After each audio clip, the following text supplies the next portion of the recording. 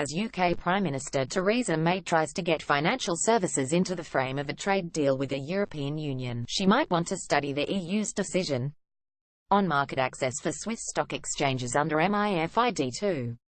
The European Commission, which is running the EU side of the Brexit talks, tied a financial plumbing issue, the ability of EU investment firms to trade on platforms such as Swiss Exchange AG, to broader political issues. Swiss platforms got a year of access to the single market, not the open-ended deal given to US exchanges, so the issue can be revisited in wider talks on the country's relationship with the EU.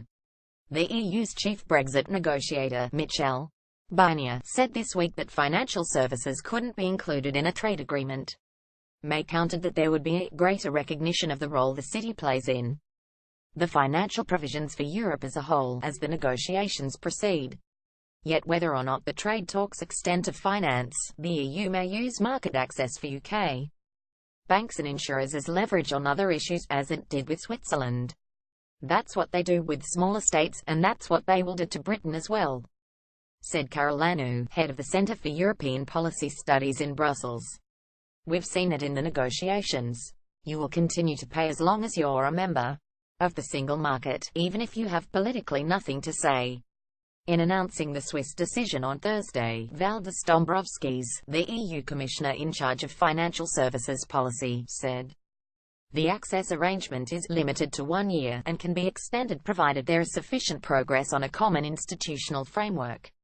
Switzerland and the EU are currently in the process of negotiating a new institutional framework, which covers issues such as dispute settlement, the supervision of bilateral agreements, and how to adjust to new legal developments, according to the Swiss Foreign Ministry. The EU is also seeking a Swiss contribution to development in the bloc's eastern states to the tune of 1.3 billion Swiss francs, $1.3 billion. The Commission's equivalence decision under the revised Markets in Financial Instruments Directive is based on the determination that oversight in Switzerland is as robust as that in the EU. It means EU investment firms can continue to trade on platforms in the country under MiFID II, which kicks in on January 3. If a stock is traded on an EU-regulated platform, the bloc's investment firms must do all their transactions there or on a foreign venue deemed equivalent. In explaining the time-limited equivalence finding, the Commission said trading of Swiss shares in the EU is more widespread than with the US or Hong Kong, so trading in Switzerland has a bigger and more immediate impact on the integrity of EU financial markets. It also noted the far closer commercial ties binding the EU and Switzerland. Limiting this equivalence finding to 1 year didn't sit well with Swiss President Doris Leuthard, who described it as a clear case of discrimination that risked harming bilateral relations on other important dossiers. The Swiss government has the impression that this decision is intended to weaken Switzerland's financial sector, she said. European Commission officials said the recognition of equivalence isn't a right that can be claimed by non-EU countries.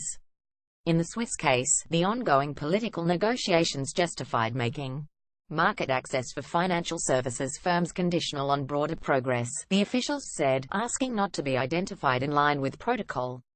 That's important for the UK to keep in mind, because if financial services are included in the trade talks, single market access for clearinghouses, exchanges, broker-dealers and other firms would be thrown into the grand give and take along with the automotive industry, agriculture and aerospace. Even if they're not, UK demands for market access could be used to influence other matters. The Commission initially decided on open-ended equivalence for the Swiss exchanges, then changed its mind as progress in the broader talks with Switzerland slowed, the official said. All of the EU's member states endorsed the one-year deal apart from one, which abstained, the UK, according to a person with knowledge of the vote.